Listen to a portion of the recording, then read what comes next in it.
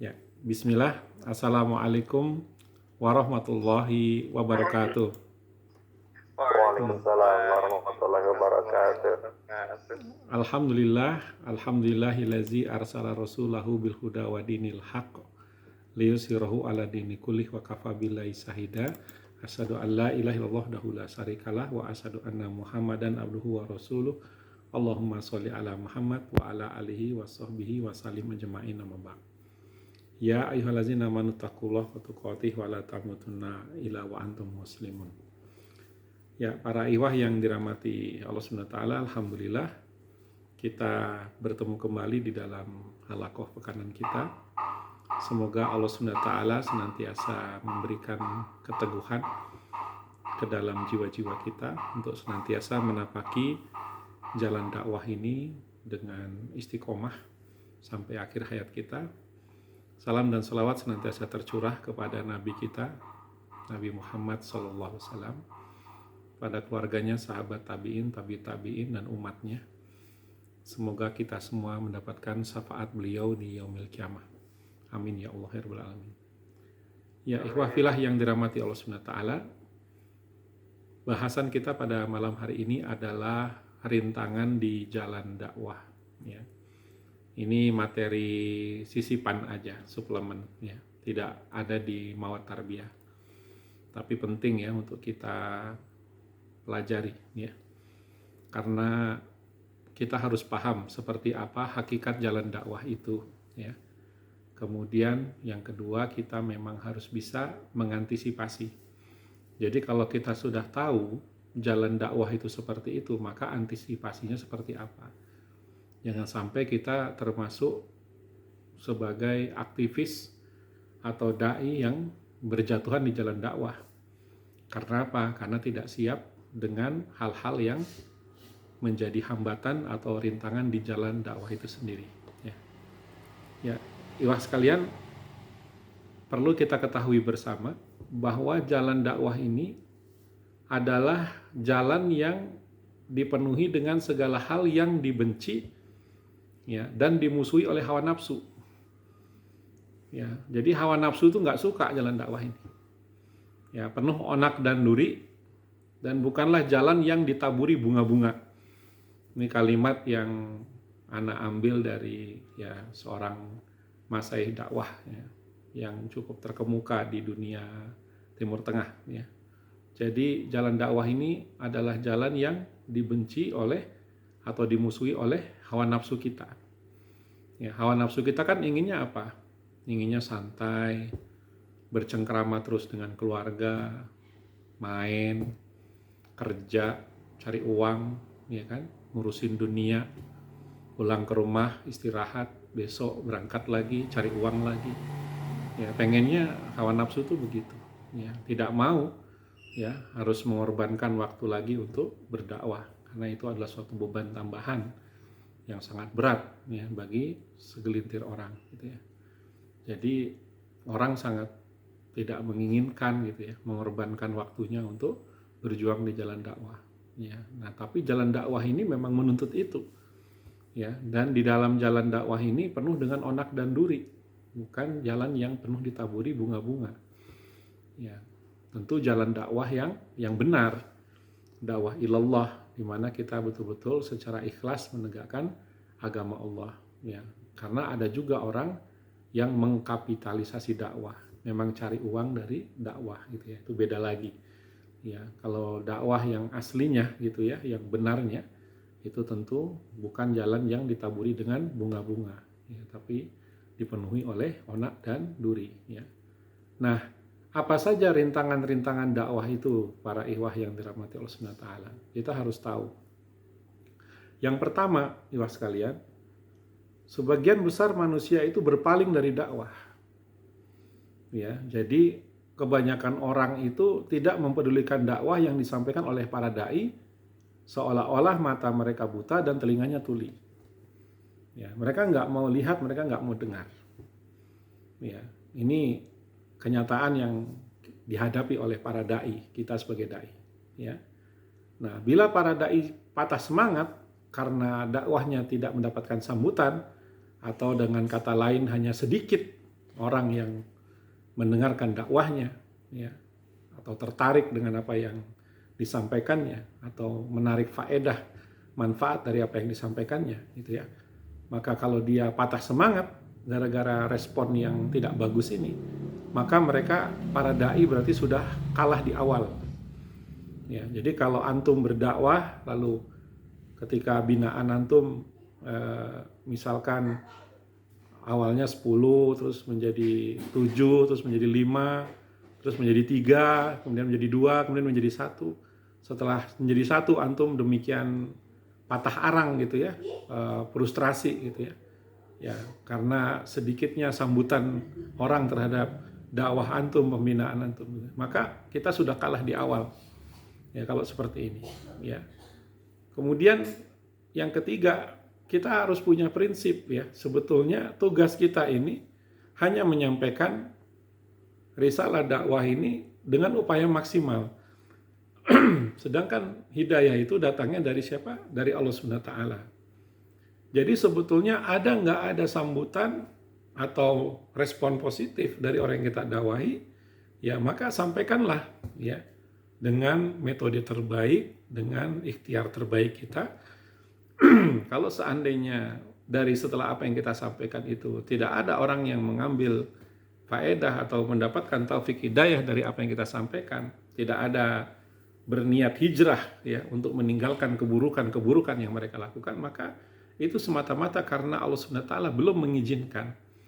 Ya, jadi sebetulnya kita nggak perlu patah arang, sebetulnya kita nggak perlu mundur. Ya, terus aja sampaikan kebenaran sampai kelak suatu hari Allah bukakan jalan-jalan kemudahan di dalam dakwah itu.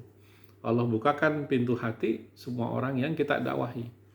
Ya, sampai terasa klik ya, dan mereka paham dengan apa yang kita sampaikan ya, dengan sepenuh hati mengambil faedah manfaat dari pelajaran-pelajaran yang kita berikan. Ya, jadi jangan berkecil hati ketika orang menganggap dakwah kita sebagai angin lalu. Ya, seperti itu ikhwas sekalian. Jadi ini poin 1. Kalau antum sudah kalah gitu ya di dalam melihat respon mad'u ya, respon dari orang yang kita dakwahi, maka kita sudah kalah di awal ya. Jadi memang begitulah kenyataan dakwah ini. Sebagian besar manusia itu berpaling dari dakwah. Bayangkan gitu ya, ketika Rasulullah SAW berdakwah di Mekah ya dalam waktu lebih kurang 10 tahun, hasilnya adalah sekitar 50-an generasi sabiquna awalun. Ya, tidak banyak hasilnya. Ya, padahal Rasulullah dan para sahabatnya cukup masif. Ya, kenapa? Karena begitulah sifat dasar dakwah gitu. Ya, karena tidak mudah bagi orang untuk menerima dakwah ini. Apalagi berlawanan dengan kebiasaan mereka, berlawanan dengan tradisi nenek moyang mereka, berlawanan dengan keyakinan-keyakinan yang selama ini mereka anut gitu ya. Dan kita dai datang untuk memecah ya keyakinan itu, merubah pola pikir itu, merubah kecenderungan sikap, ya merubah keimanan-keimanan mereka agar menjadi kuat, itu bukan perkara mudah. Ya, makanya sebagian besar orang cuek gitu ya dengan apa yang kita dakwahkan. Ya. Kemudian yang kedua, ya. Nah sebentar, untuk memperkuat yang pertama tadi ada rujukan kita yaitu Quran surah Al-Qasas ya ayat 56. Ya, innaka la tahdi man ahbab tawalakinnallaha yahdi may yasha wa huwa a'lamu bil muhtadin.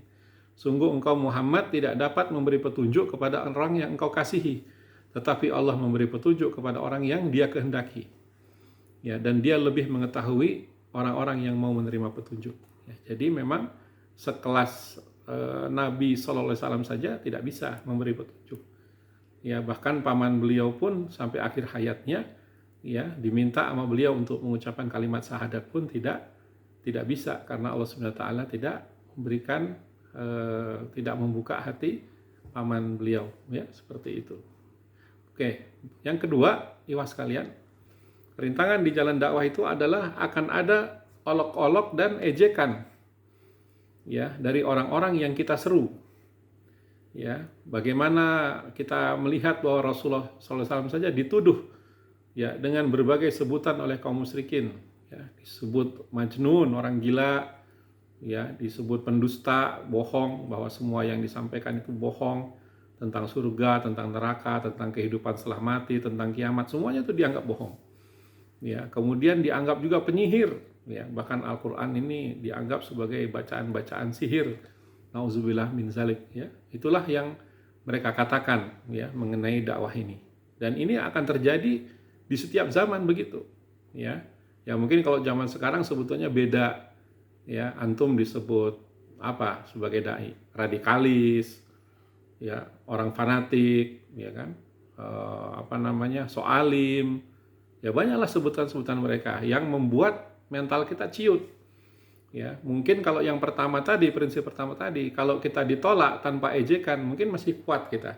Tetapi kalau sudah diledekin, diejek, ya, gitu. Apalagi nama lembaga kita juga diserang, dihina seperti itu ya lembaga dakwah kita. Nah, ini juga akan menciutkan nyali, ya. Jadi tidak semua orang kuat menghadapi ejekan. Padahal kan, ya, biarkan anjing menggonggong, kafilah berlalu, ya, seperti itu, ya. Jadi khalifah tetap berlalu, ya.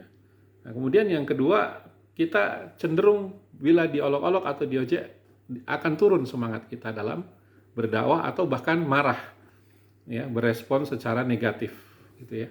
Nah, ini barangkali sifat dasar kita tuh seperti itu, ya. Manusia itu kalau diledekin, diejek, direndahkan, ya cenderung akan turun semangatnya, ya.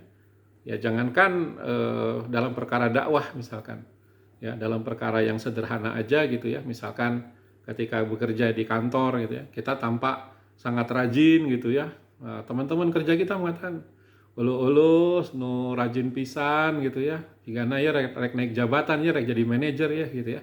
Begitu dibegituin sama semua orang, maka kita langsung menurunkan kinerja kita, ya nggak enak gitu kan, ya karena ya diledekin gitu ya. Nah inilah sifat manusia secara umum. Nah dai itu harus kuat, ya dengan hal-hal semacam itu, ya. Jadi harus tahan banting menghadapi hinaan-hinaan, ejekan-ejekan, ya seperti itu. Kemudian sebetulnya sesungguhnya ikhwas sekalian, kemuliaan para dai itu tidak berkurang, ya karena berbagai ejekan yang dialamatkan kepada mereka. Karena sesungguhnya yang menilai kita itu bukanlah manusia, ya. Bagi kita yang terpenting adalah penilaian dari Allah Subhanahu wa taala, ya. Apa gunanya kita mulia katakanlah di hadapan manusia, tetapi oleh Allah Subhanahu wa taala ya kita dihinakan, ya. Allah membenci kita, Allah tidak menyukai kita, maka kelarlah kehidupan kita kalau seperti itu, sia-sialah gitu ya. Yang paling terpenting dalam hidup ini, yang penting saya berdakwah, saya menyampaikan kebenaran, dengan begitu saya berharap bahwa Allah Subhanahu wa taala akan menyukai dan mencintai saya, bahkan menolong saya. Ya, jadi ketika kita menolong agama Allah ini, Allah akan tolong kita, Allah akan muliakan kita. Ya ayyuhallazina amanu intan surullah yansurkum wa yusabbit aqdamakum. Ya, wahai orang-orang beriman, jika kamu menolong agama Allah, ya maka Allah akan menolong kamu dan meneguhkan kedudukanmu, ya. Quran surah Muhammad ayat 7. Ya, di dalam Quran surah Fussilat ayat 33, ya, dai itu adalah orang-orang yang mulia di hadapan Allah Subhanahu wa taala. Ya, meskipun ada ejekan, ada ledekan, dijatuhkan sama orang lain, tetap di pandangan Allah mereka adalah orang-orang terbaik. Ya, dalam Quran surah Fussilat ayat 33 Allah Subhanahu wa taala berfirman, "Wa man ahsanu qalam mimman da'a ilallahi wa amila shaliha wa qala innani minal muslimin." Dan siapakah yang lebih baik perkataannya daripada orang yang menyeru kepada Allah dan mengerjakan kebajikan dan berkata, "Sungguh aku termasuk orang-orang muslim," atau orang-orang yang berserah diri, ya. Jadi tidak ada yang lebih baik perkataannya daripada dai, yaitu orang yang menyeru kepada Allah Subhanahu wa taala, ya. Dan ini tidak bisa menjadi hina, menjadi jelek hanya karena lisan-lisan manusia, apalagi manusia-manusia fasik, manusia-manusia munafik yang menertaropkan dakwah, udah nggak usah diambil pusing. Ya, ini mental kita harus seperti itu. Jangan sampai ya baru sedikit kita disorotin, baru sedikit kita dipertanyakan, baru sedikit kita ditekan oleh pihak lain, kita langsung menghentikan dakwah kita. Ya, terlalu kendor mentalnya kalau seperti itu. Ya, tidak militan, ya. Dakwah itu membutuhkan militansi, ya. Nah, kemudian yang ketiga, ikhwas sekalian, ya, rintangan yang akan kita hadapi dalam dakwah ini adalah penyiksaan. ya, yaitu penyiksaan dari kelompok jahiliyah yang terdiri dari berbagai bentuk. Itu bisa diarahkan untuk menyakiti fisik maupun merusak keyakinan rohani kita, ya. Tidak lain tujuan dari penyiksaan-penyiksaan ini apa? Ini adalah untuk memadamkan kebenaran dan memadamkan nur atau cahaya Allah Subhanahu wa taala. Bagaimana kita melihat Bilal bin Rabah, ya, itu ditindih batu perutnya, dibaringkan di atas pasir yang panas, ya, kemudian ya dipukuli, disiksa, ya, agar dia meninggalkan tauhidnya, gitu ya, agar kembali menyembah berhala-berhala nenek moyangnya. Tetapi beliau tetap bersikukuh dengan imannya, ahadun ahad, ya, terus bersikukuh dengan tauhidnya, ya, karena ya beliau Bilal bin Rabah radhiyallahu anhu telah meninggalkan, ya, agama nenek moyangnya dan menjadi seorang muslim, ya. Dan orang-orang kafir gak rela, ya, melihat ini semua. Dia ingin, ya, sahabat Rasulullah ini kembali meninggalkan keimanannya dan kembali ke agama nenek moyangnya. Ya, itulah tujuan penyiksaan. Ya, alhamdulillah, ya, insya Allah barangkali di antara kita semua sampai hari ini masih belum pernah ada yang mengalami hal semacam ini. Ya, ini adalah suatu konsekuensi di dalam dakwah. Dan kita ngelihat banyak saudara-saudara kita di belahan bumi yang lain, ya, mereka telah mengalami beragam penyiksaan yang sangat luar biasa, tetapi mereka tetap bersikukuh istiqomah di jalan dakwah, ya. Nah, kita ini sayang sekali, tekanan penyiksaan nggak ada, ejekan olok-olok juga nggak terlalu banyak, gitu ya. Kemudian orang yang menolak dakwah kita juga masih bisa dihitung dengan jari karena kita belum mulai betul-betul berdakwah, kan, ya, seperti itu. Jadi sebetulnya tidak ada hambatan yang terlalu berarti mungkin yang kita hadapi pada hari ini, ya. Kemudian harusnya apa? Harusnya memang kita harus ridho menghadapi itu semua demi tegaknya dakwah, ya. Jadi kita harus betul-betul siap menghadapi berbagai tribulasi, ya, kemudian penyiksaan-penyiksaan, ya, bahkan mungkin dibuang, gitu ya, ke suatu tempat yang jauh dari manusia, diasingkan, gitu ya. Jadi para dai itu harus siap, gitu, menghadapi berbagai konsekuensi dari dakwah yang dilakukannya, ya. Banyak di antara pejuang-pejuang dakwah generasi Islam ini yang telah mengalami siksaan-siksaan yang luar biasa, ya, di dalam berdakwah itu, ya. Di dalam Quran surah At-Taubah, ya, ayat 32 yang artinya Allah SWT berfirman, mereka hendak memadamkan nur Allah dengan mulut, ucapan-ucapan mereka, ya, dan Allah enggan kecuali menyempurnakan cahayanya walaupun dibenci oleh orang-orang kafir, ya.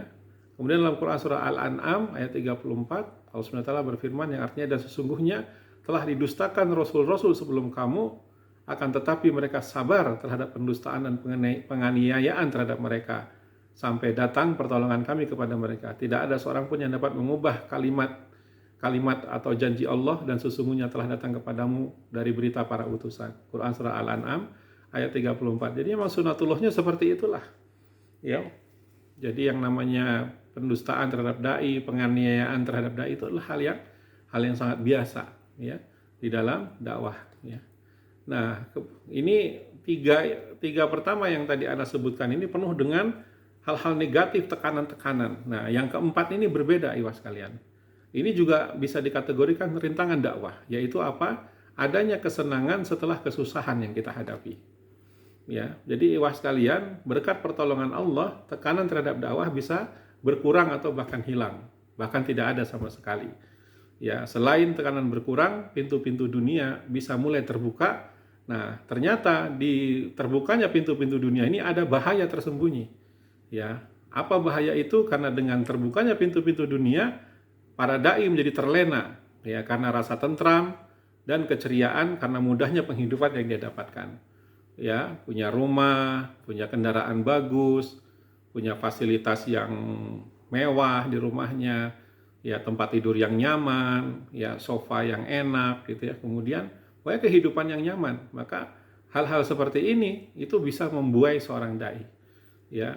Seorang sahabat Rasulullah, Abdurrahman bin Auf radhiyallahu anhu mengatakan bahwa kami para sahabat, ya, itu lebih kuat menghadapi cobaan-cobaan berupa kesulitan hidup, ya, dan bagi kami lebih sulit dalam menghadapi cobaan berupa terbukanya pintu-pintu dunia, ya. Nah, ini beliau sendiri menyampaikan, sebagai salah seorang pengusaha. Jadi memang pintu-pintu dunia ini ketika terbuka lebar itu sangat-sangat berbahaya.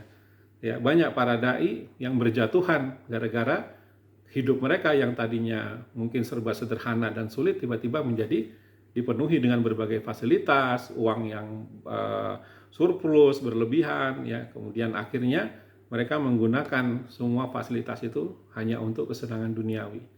Ya, jalan-jalan melulu kerjanya, ya. Pindah dari satu restoran ke restoran yang lain, ya, kemudian liburan ke sana kemari, ya, kemudian pelesiran ke sana kemari. Pokoknya hidupnya tuh ya kerja main seperti itu. Ya, karena duitnya berlebih gitu ya, seperti itu. Ya, kemudian yang ketiga, ya, meskipun kita diberikan kesenangan, seharusnya para dai itu menggunakan hartanya di jalan dakwah, ya, sehingga dia akan selamat dari jebakan berupa kesenangan ini. Ya, kalau hartanya digiring ke jalan dakwah, ya, dipakai untuk menegakkan agama Allah, maka insya Allah dakwahnya akan menjadi semakin luar biasa, ibu sekalian. Ya, kemudian rintangan yang kelima di jalan dakwah adalah jabatan yang kita peroleh. Ya, kita lihat para aktivis dakwah itu sewaktu mereka mahasiswa, mereka penuh idealisme, ya, sangat aktif dalam berdakwah. Namun setelah memperoleh jabatan di lembaga, ya, atau kerja di institusi pemerintahan ataupun di perusahaan, maka ia mulai memperlambat langkahnya.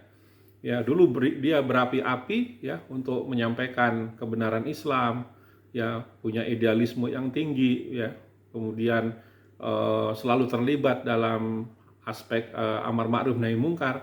Ya, begitu sudah memiliki jabatan, ya, seluruh kenyamanan itu membuat dia kehilangan kepedulian, ya, terhadap kondisi umat Islam, kondisi agama ini, ya. Dia tidak lagi melakukan upaya-upaya pembelaan terhadap agama ini ketika terjadi sesuatu padanya gitu ya, maka dia menjadi orang yang kan saya sekarang udah ada amanah ya di ini, maka dia membatasi dirinya ya, untuk tidak terjun di dalam ranah-ranah perjuangan umat ini. Padahal dulu waktu mahasiswa begitu militan dia, ya, dia mungkin naik motor butut atau mungkin dia jalan kaki, naik turun angkot dan sebagainya. Dulu dia rajin datang ke berbagai acara dakwah, daurah, ya, dan sebagainya, ya, mabit selalu datang, ya. Begitu dia sudah punya jabatan, punya posisi yang nyaman, dia merasa tidak mau lagi berkumpul dengan para pejuang gitu ya di medan-medan dakwah yang membutuhkan keterlibatan semua orang, ya. Jadi keterlibatan di lapangan dakwah itu bukan hanya untuk grassroots, bukan hanya untuk orang-orang yang baru bergabung jalan dakwah. Justru para senior-senior itu yang sudah lama terbina, sudah lama ditarbiyah, harusnya mereka lah yang menjadi teladan di dalam gerakan-gerakan di lapangan dakwah itu. Ya, nah ini memang susah. Ini bukan hal yang mudah. Mungkin anak pribadi mudah menyampaikannya, tetapi belum tentu anak pribadi juga menjadi orang yang selalu menunjukkan kesiapan dan militansi untuk berada di garda terdepan di dalam membela umat, membela kepentingan umat dan sebagainya.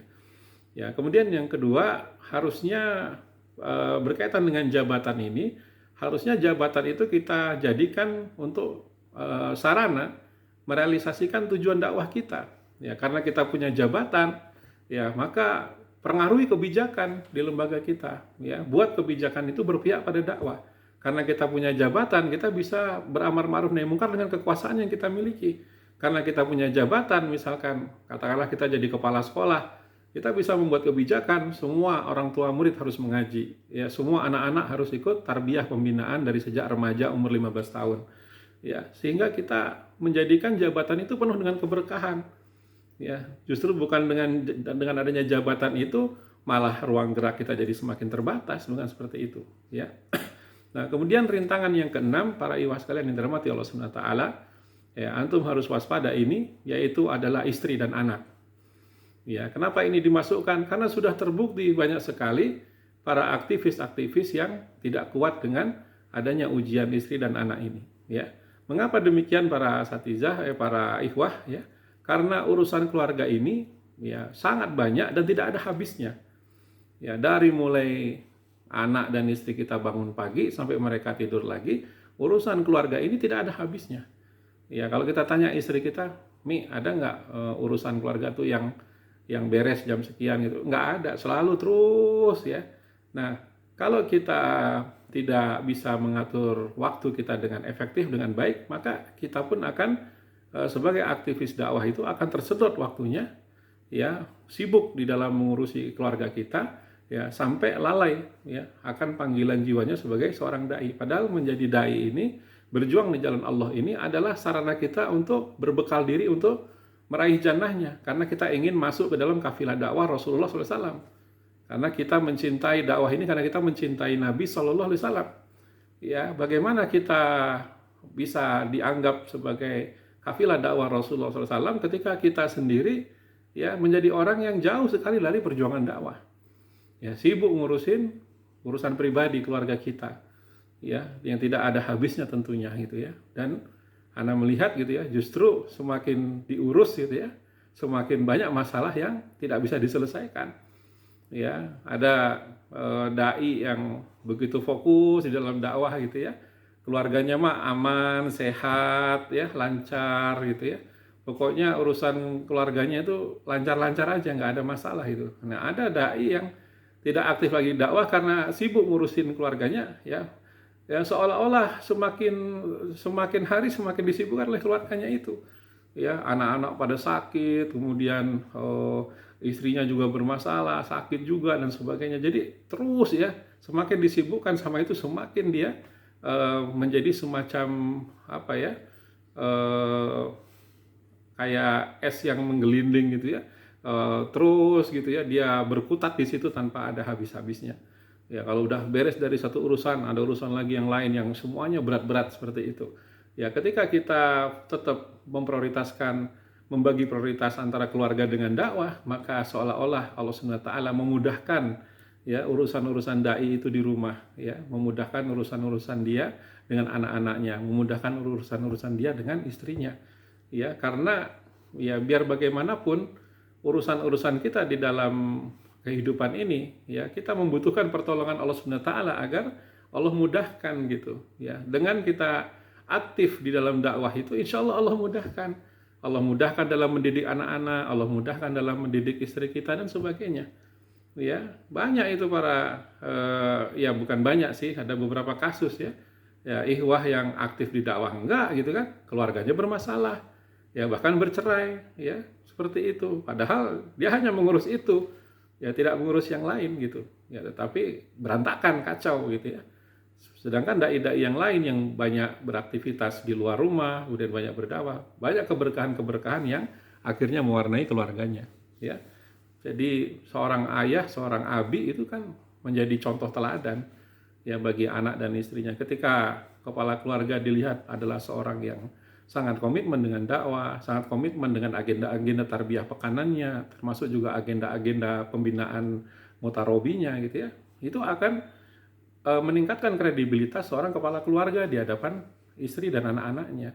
Oh iya, ayah itu dai ya. Beliau disibukkan dengan urusan-urusan membina umat, membina kaum muslimin gitu ya. Masya Allah, kita doakan ya ayah supaya urusannya lancar, penuh dengan keberkahan. Jadi anak-anak juga melihat itu ya sebagai inspirasi buat mereka gitu ya. Dan mereka juga akan tumbuh perasaan, duh nggak enak ya, jangan sampai kita bikin malu ayah, bikin malu abi karena ayah kita adalah seorang dai ya. Ada perasaan-perasaan seperti itu mungkin muncul di anak-anak kita secara alami ya. Kita nggak usah ngomong gitu, ayah kamu ini dai, kamu harus jaga marwah, jaga kehormatan ayah. Nggak perlu ngomong gitu, anak-anak secara otomatis langsung begitu kepada kita ya. Dia sangat menjaga gitu ya.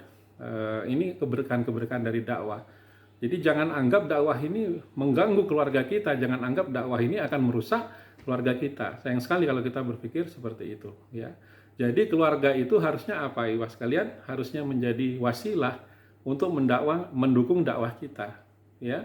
Ketika kita berhasil gitu ya menjadi teladan dalam dakwah, maka keluarga kita akan menjadi pendorong-pendorong kita.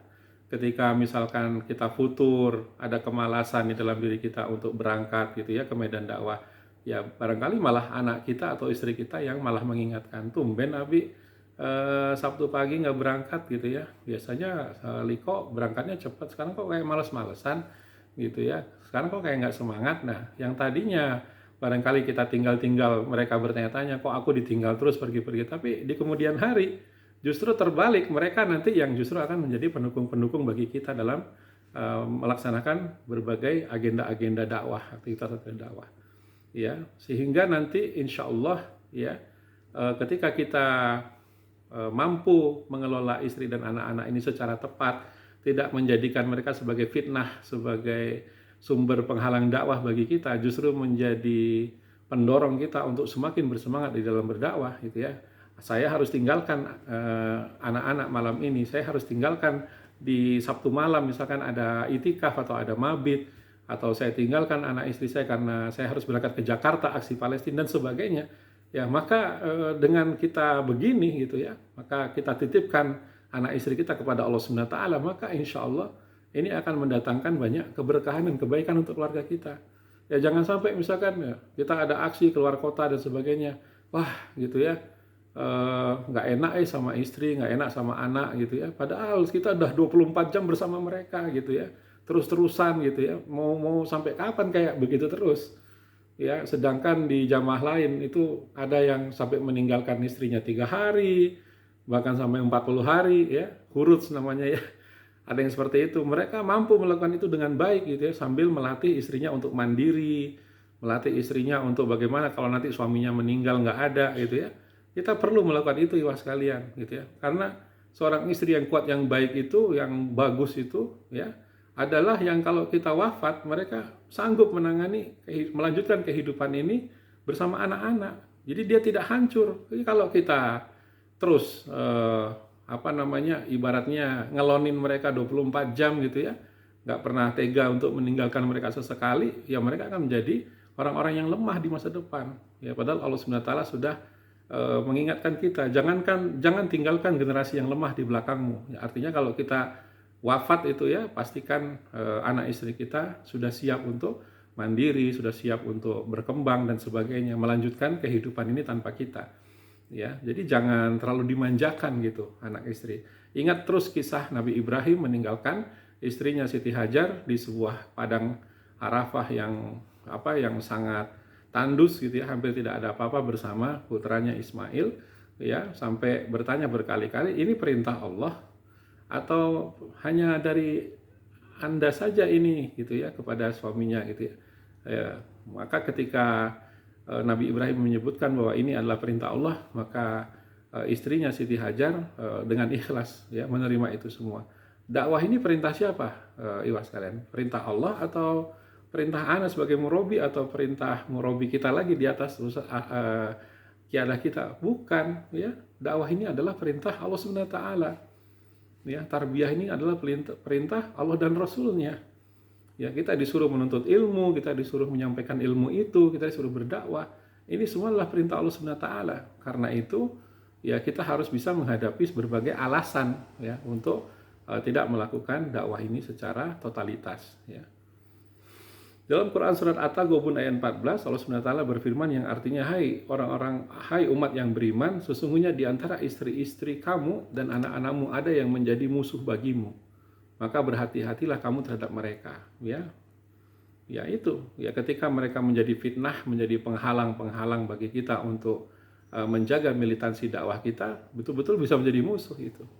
Ya, yang harusnya bersama mereka kita bisa kuat, bersama mereka kita bisa menjalani dakwah ini dengan sepenuh hati, ya, tetapi ya karena mereka selalu kita manjakan, selalu kita prioritaskan, akhirnya apa? Akhirnya mereka bisa menjadi pemberat bagi langkah-langkah kita di dalam dakwah ini.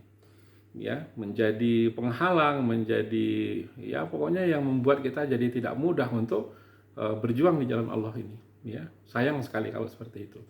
Nah, kemudian yang ketujuh, mabuk dunia dan harta. Memang arus materialisme sangat berbahaya dan telah menenggelamkan para dai yang tidak kuat. Ini sudah kita sampaikan tadi ya. Terbukanya pintu-pintu dunia itu sangat berbahaya. Ya. Bila pengumpulan penimbunan harta menjadi tujuan utama dalam kehidupan, maka akan ditinggalkanlah misinya di dalam dakwah itu. Ya. Maka para dai harus bisa meniru para sahabat Nabi SAW seperti Utsman bin Affan radhiyallahu anhu atau Abdurrahman bin Auf radhiyallahu anhu. Meski perniagaannya sukses, mereka tidak disibukkan oleh hal itu, dan mereka senantiasa memilih untuk selalu hadir di jalan dakwah. Ya, harusnya kita selalu menteladani beliau-beliau ini di dalam menyikapi banyaknya harta yang dititipkan oleh Allah Subhanahu wa taala kepada kita.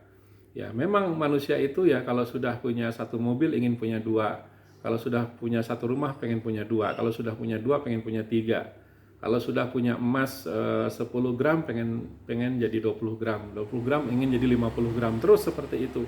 Ya, hobinya menumpuk harta gitu ya. Dan ini disebabkan tidak lain adalah karena dia terkena sifat jelek yaitu bakhil ya, dan juga pengecut ya. Jadi bakhil atau pelit, kikir dengan pengecut itu satu pasang ya. Satu akhlak buruk yang biasanya berpasangan. Ya, kenapa dia bakhil? Karena dia pengecut ya. Takut dari apa? Pengecut dari apa? Takut miskin ya, takut hartanya habis, takut tidak punya masa depan, takut menghadapi hari esok kalau nggak ada simpanan dan sebagainya, takut dan takut yang lain-lainnya. Ya, karena itu dia akhirnya enggan untuk berkorban di jalan dakwah. Ya, enggan untuk menginvestasikan ya hartanya untuk kemaslahatan dakwah.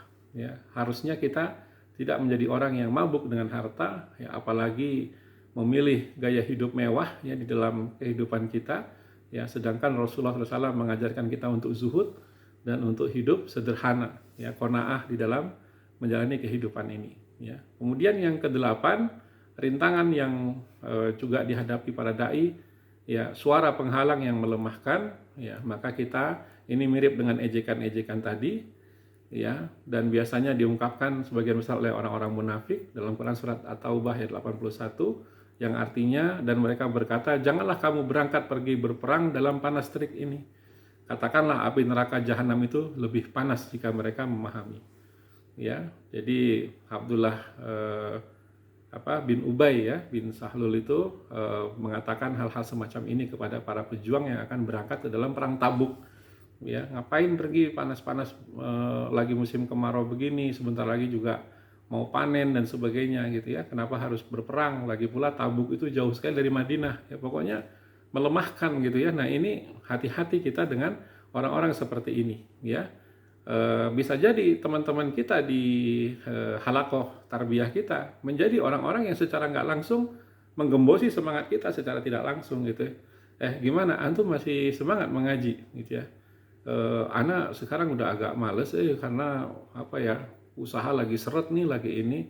Oh ya sama, ana juga begitu. Samalah kita ya kalau begitu. Akhirnya bukannya saling menasihati untuk saling menyemangati, tetapi malah kayak punya teman teman ini gitu ya, teman senasib yang akhirnya memilih sikap yang sama di dalam masalah menggerakkan militansi dalam berdakwah gitu ya. Nah, ini sangat berbahaya sekali ya. Jadi kalau bisa kita di dalam halaqah tarbiyah atau di dalam kelompok-kelompok pembinaan itu ya harus berusaha untuk menjaga semangat satu sama lain ya, saling mentausiahi satu sama lain dalam konteks semangat untuk terus berkontribusi bagi dunia Islam ya, terus memperhatikan masalah-masalah yang terjadi di dalam kaum muslimin ya. Nah, yang kesembilan ya, yang menjadi perintang dakwah itu adalah kekerasan hati karena lama tidak aktif ya. Jadi hati-hati dengan futur, hati-hati dengan kemalasan ya, dan ini bisa mengeraskan hati karena ketika kita sudah hatinya mengeras ya, maka akan sulit untuk kembali aktif di dalam jalan dakwah. Maka agak aneh gitu kalau ada orang mengatakan bahwa dia akan cuti dulu di jalan dakwah. Afwan ya, anak cuti dulu 3 bulan ya. Itu sama aja dengan cuti selamanya, karena kalau terlalu lama dia tidak hadir di dalam tarbiyah ya, cuti, ini akan menyebabkan ya dia akan secara mental akan drop kembali ya, dan azam dia, komitmen dia, intima dia untuk selalu berjuang dalam dakwah itu akan bermasalah ya. Dia akan turun semangatnya sehingga tentu akan menyulitkan dia untuk bangkit kembali ya. Dalam Quran surat Al-Hadid ayat 16 Allah SWT berfirman yang artinya belumkah datang waktunya bagi orang-orang yang beriman untuk tunduk hati mereka mengingat Allah dan kepada kebenaran yang telah turun kepada mereka, dan janganlah mereka seperti orang-orang yang sebelumnya telah diturunkan Alkitab kepadanya kemudian berlalulah masa yang panjang atas mereka, lalu hati mereka menjadi keras, dan kebanyakan mereka adalah orang-orang yang fasik. Tidak sedikit dari beberapa aktivis dakwah yang tadinya sudah begitu rajin gitu ya, mengikuti pembinaan, mereka selalu berada di dalam lingkaran ilmu, mengambil faedah-faedah dari para ustadz, ulama, ya. Kemudian mereka juga sudah memiliki binaan-binaan. Begitu mereka lepas, ya, dari penampilannya menjadi rusak, ya. Kemudian mereka senangnya hanya hangout, nongkrong-nongkrong di mana gitu ya, dengan orang-orang yang tidak jelas lagi ya, kawan-kawannya siapa lagi yang menjadi CS-nya ya, menjadi tempat dia ngopi bareng gitu ya. Dan yang diobrolkan juga, kalau dulu ngobrolnya masalah nasib umat bagaimana, kaum muslimin bagaimana Palestina, bagaimana kondisi dunia Islam gitu ya, bagaimana nanti kita ke depannya umat Islam ini. Kalau dulu ngobrolnya gitu, begitu sudah futur, sudah keras hati, tidak lagi menjadi aktivis, entah apa yang dibicarakan di luar sana dengan orang-orang yang dia temui. Ya, maaf ya, mungkin sebagian besar yang dibicarakan adalah masalah-masalah sepele, masalah-masalah yang tidak ada korelasinya dengan nasib umat Islam di masa depan. Ya, tidak ada kaitannya sama upaya membangun kembali peradaban Islam. Ya, jadi ini sangat disayangkan sekali ketika kita lama tidak aktif dan bahkan akhirnya keluar dari barisan dakwah ini. Ya, tentu kita sangat menghindari itu semua. Ikhwas sekalian, itulah 9 ya berarti ya. 9 poin penting ya, antum harus tahu rintangan ini akan ada selalu di dalam perjalanan antum menjadi seorang dai, seorang aktivis dakwah. Maka waspadai 9 hal ini ikhwas sekalian, kalau antum ingin menjadi seorang dai yang istiqomah sampai nanti maut ajal datang.